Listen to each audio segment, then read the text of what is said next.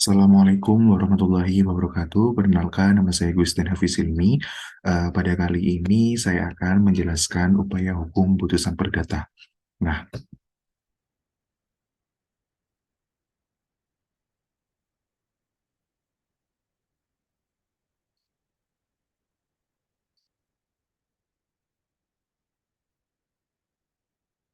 nah, yang pertama ini yakni apa sih itu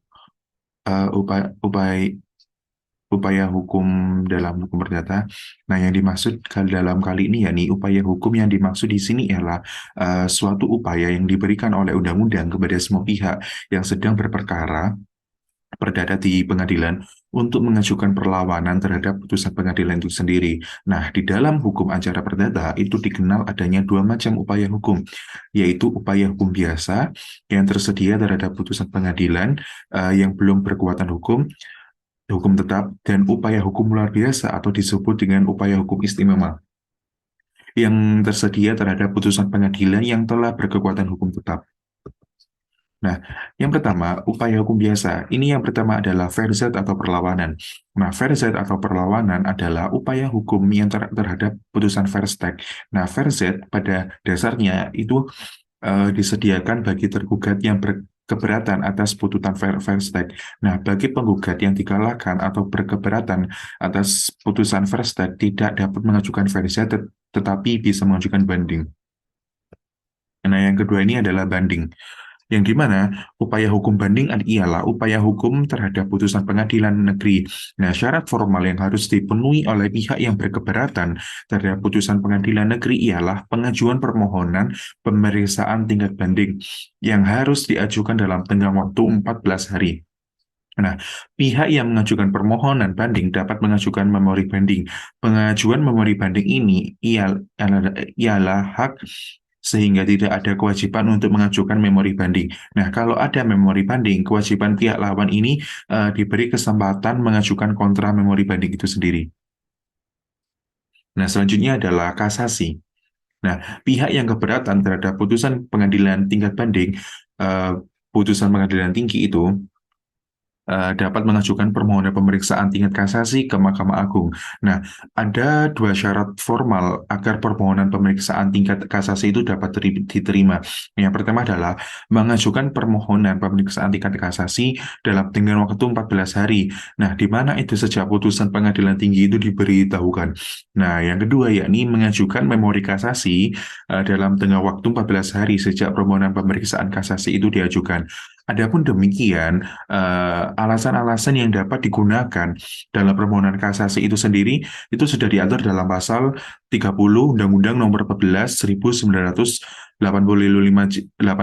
Junto, Undang-Undang Nomor 5 Garing 2004, yang dimana itu adalah Iudes Facti tidak berwenang dalam melampaui batas wewenang yang di dan juga Iudex Facti salah menerapkan atau melanggar hukum yang berlaku. Yang ketiga adalah Iudes Facti lalai memenuhi syarat-syarat yang diwajibkan oleh peraturan perundang-undangan yang mengancam kelalaian itu dengan batalnya putusan yang bersangkutan. Nah, selanjutnya upaya hukum luar biasa. Yang pertama adalah peninjauan kembali. Peninjauan kembali itu ditujukan terhadap putusan pengadilan yang telah berkekuatan hukum tetap.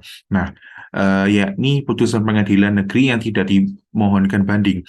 Nah, putusan pengadilan tinggi yang tidak dimohonkan kasasi ini dan putusan kasasi.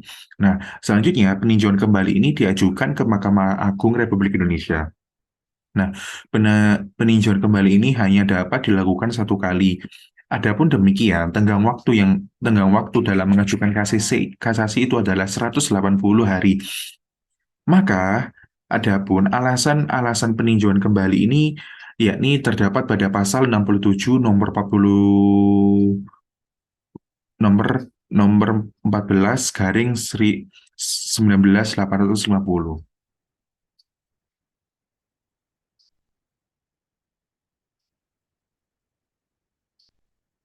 Nah, dengan demikian, apabila putusan itu didasarkan pada suatu kebohongan atau tipu muslihat pihak lawan yang diketahui setelah perkaranya diputus atau didasarkan pada bukti-bukti yang kemudian oleh hakim pidananya dinyatakan palsu. Ya, yang nomor dua yakni apabila setelah perkara itu diputus dan ditemukan surat-surat bukti yang bersifat menentukan yang pada waktu perkara itu diperiksa tidak dapat ditemukan. Nah, selanjutnya, apabila telah dikabulkan suatu hal yang tidak dituntut atau lebih dari yang dituntut.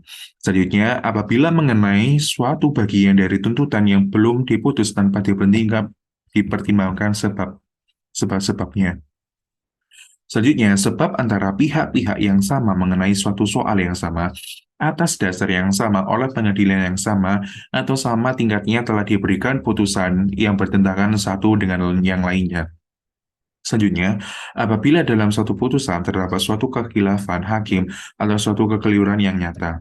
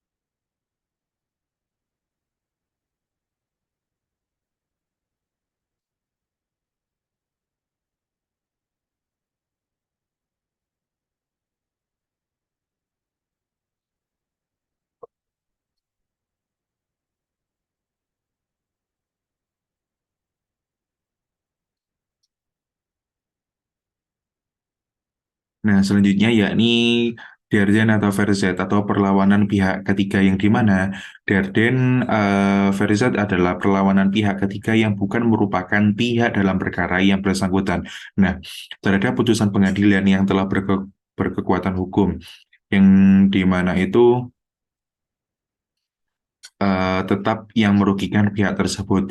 Perlawanan pihak ketiga ini diajukan kepada hakim yang menjatuhkan putusan yang dilawan itu dengan menggugat para pihak yang bersangkutan dengan cara biasa.